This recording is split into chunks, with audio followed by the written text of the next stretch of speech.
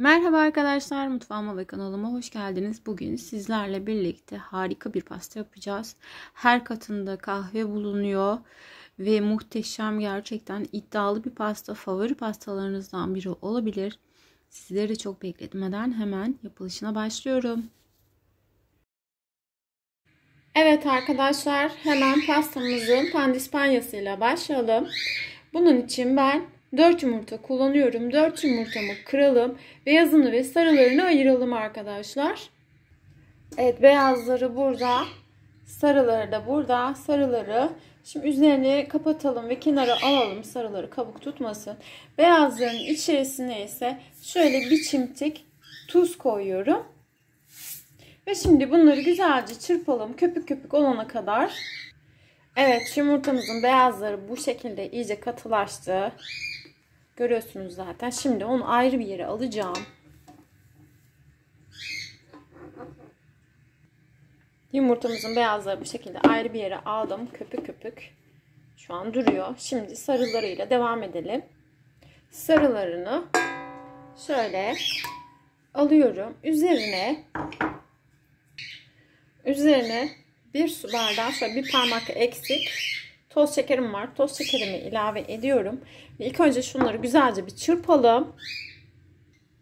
Yumurtamız sarıları da güzelce beyazladı. Şekerle birlikte iyice karıştı. Şimdi burada da yarım çay bardağından çok az eksik sıcak suyum var. Suyum kaynar değil. Şimdi içerisine bir yemek kaşığı silme Nescafe'mi ilave ediyorum. Ve şöyle güzelce karıştıralım.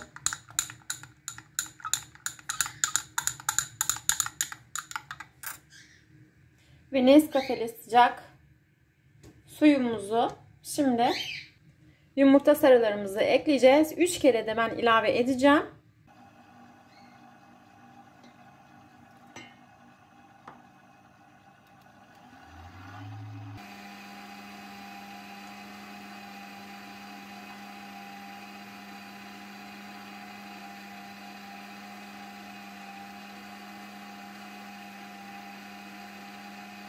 Evet arkadaşlar, yumurta sarılarımız bu şekilde.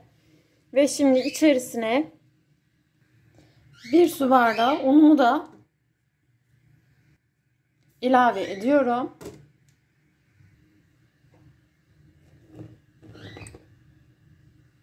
Üzerine bir paket kabartma tozu,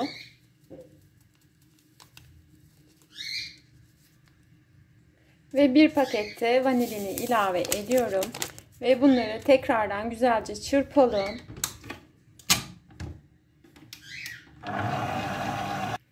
Böyle de bir kelepçeli kap kullanacağım. Alt tarafına fırın kağıdını koydum. Fırınımı da bu arada 180 dereceye ayarladım arkadaşlar. Yumurta sarılarımın da şu anki kıvamı bu şekilde koyu. Şöyle göstereyim. Kremamsı bir kıvamı var. Şimdi yumurtalarımızın beyazlarını ekleyeceğiz. Ama ben bunu 2-3 kere de ekleyeceğim. Çünkü yumurtalarımızın beyazlarını öldürmememiz gerekiyor. Şöyle bir parçasını alıyorum. Ve bunu döndüre döndüre yedireceğiz. Birlikte karıştıracağız hepsini güzelce. Harcım bu şekilde. İyice yedirdim ilk partimizi. Şimdi ikinci partimizi ilave edelim. Şöyle alıyorum yarısını. Ve yine aynı şekilde yaparak şöyle çevire çevire beyazlarını yedirelim.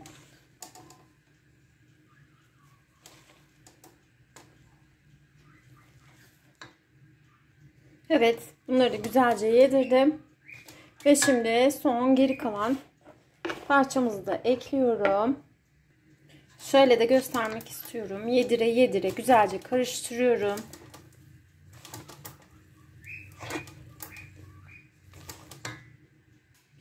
Kekimizin harcı şu an bu şekilde. İyice karıştırdım, yedirdim arkadaşlar. Şimdi artık kelepçeli kabımıza alabiliriz. Şöyle döküyorum.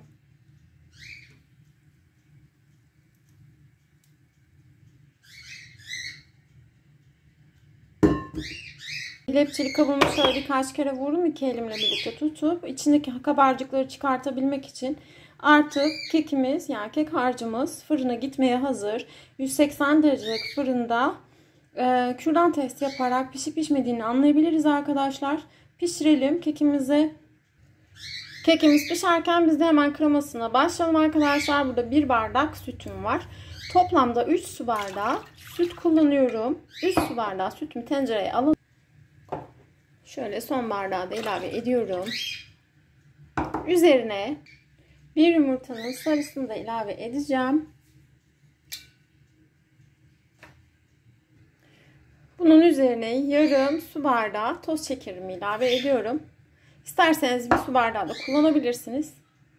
Çok şekerli olmasını istemediğim için yarım su bardağı kullanıyorum. Şimdi üzerine şöyle 2 yemek kaşığı unumu da ilave ediyorum. Şöyle biraz düşürelim. Şöyle. Evet, şimdi şöyle yarım bardaktan bir parmak fazla nişastam var. Nişastamı da ilave ediyorum. Ve en son olarak da içerisine 3 tatlı kaşığı Nescafe'yi de ilave ediyorum. Ve bunların hepsini ocağımıza almadan şöyle güzelce bir karıştıralım. İyice yedirelim. Unumuz, kafemiz hepsi erisin. Topak kalmasın içerisinde. Evet, topak kalmayacak şekilde güzelce karıştırdım. Ve şimdi artık ocağımıza alabiliriz. Ocağımızda kaynamaya bırakacağız ama devamlı karıştıralım. Çünkü dibi tutmaması için kaynadıktan 4-5 dakika sonra ocaktan çekeceğiz. Kremam çok güzel koyulaştı. Şöyle kıvamını göstereyim.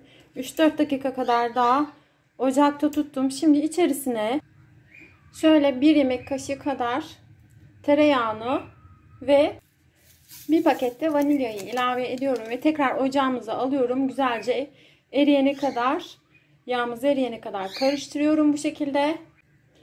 Evet arkadaşlar, kremamızın son hali bu şekilde. Şimdi soğumaya bırakalım. Arada bir de karıştıralım ki üzeri kabuk tutmasın. Bu arada kekimizi de fırından çıkarttım. Şimdi soğumaya bıraktım. Tamam, güzelce soğudu.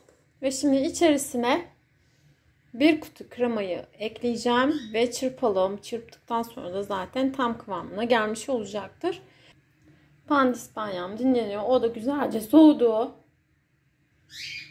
Pamuk gibi, gerçekten de fosur fosur. Çok güzel kabardı. Kremamın son halini şöyle göstermek istiyorum sizlere. Şu an tam kıvamda. Ben kekimden 2 parça çıkartacağım. Kekim bu şekilde. 2 çok ideal olacaktır. Tekrardan da şöyle kremamın kıvamını göstereyim sizlere. Gerçekten müthiş.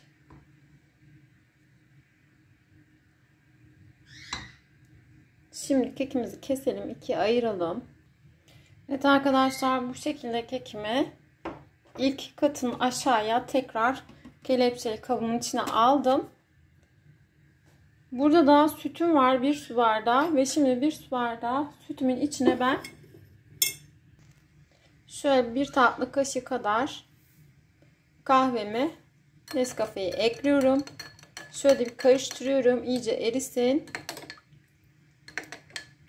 Eridikten sonra kekimizin üzerine gezdireceğiz yarısını. Diğer yarısını da üstü için.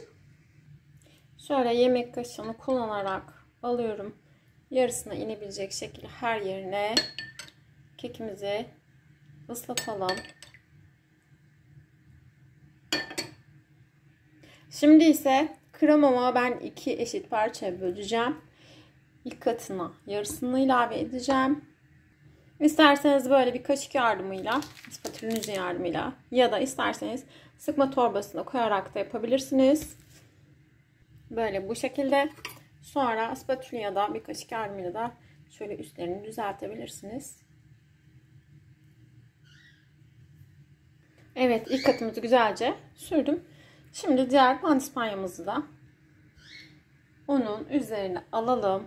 Üzerine aldıktan sonra tekrar sütle ıslatıyoruz ve tekrar kremamızı sürüyoruz. Ve şunu da söyleyeyim.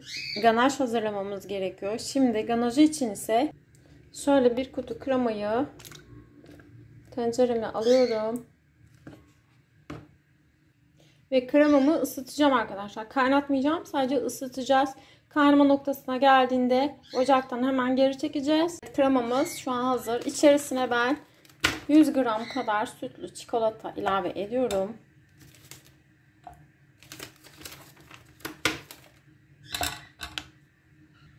Bir çikolatamızı eritip ganajını hazırlayalım.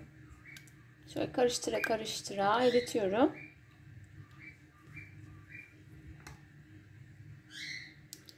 Burada da ikinci katını sürdüm zaten. Şu an hazır.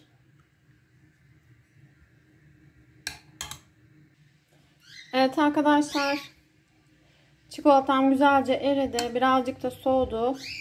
Şimdi artık pastamızı üzerine alabiliriz.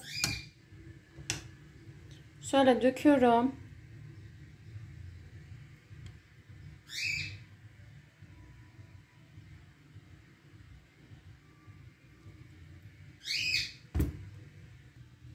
Pastamız biraz soğuduktan sonra, kendine geldikten sonra ben sütlü çikolatayla da böyle şekiller falan vereceğim. Şu an bitmiş hali değil. Şimdi buzdolabına koyalım, en az 1-2 saat boyunca bu şekilde dinlensin. Pastamızı güzelce dinlendirdim buzdolabında arkadaşlar. Üzerine de benmari usulü erittiğim sütlü çikolatam var. Sıkma torbasına koyup sıktım üzerine. Şimdi kalıbından çıkartacağız. Dilimleyeceğiz. Kenar taraflarını da fındığa bulayacağız. Şöyle de yan taraflarını göstermek istiyorum. Pastamızın iç tarafı da bu şekilde. Bu şekilde de fındığa buluyorum. Şöyle göstereyim. Pastamı koydum.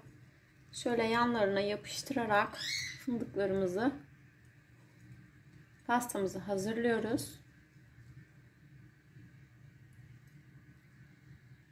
Şöyle tekrardan göstermek istiyorum. Pastamız bu şekilde.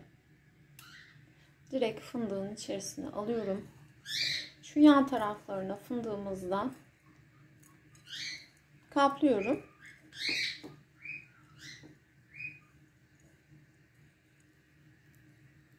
Toplam 9 tane parça. Şunlar köşeleri başka bir kenara aldım. Buradaki karelerimiz var. Bir de doku testi için, birlikte bakmak için tadına buraya bir tane ayırdım. Şimdi şöyle de yakından göstermek istiyorum. Gerçekten muhteşem görünüyor. Kahveli pastamız, latteli pastamız şu an servise hazır.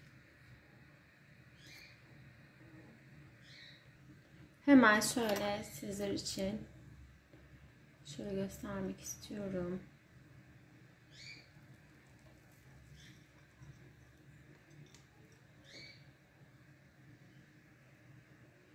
İç tarafını göstereyim. Yumuşacık, pamuk gibi olmuş. Her katında zaten kahveyi kullandık.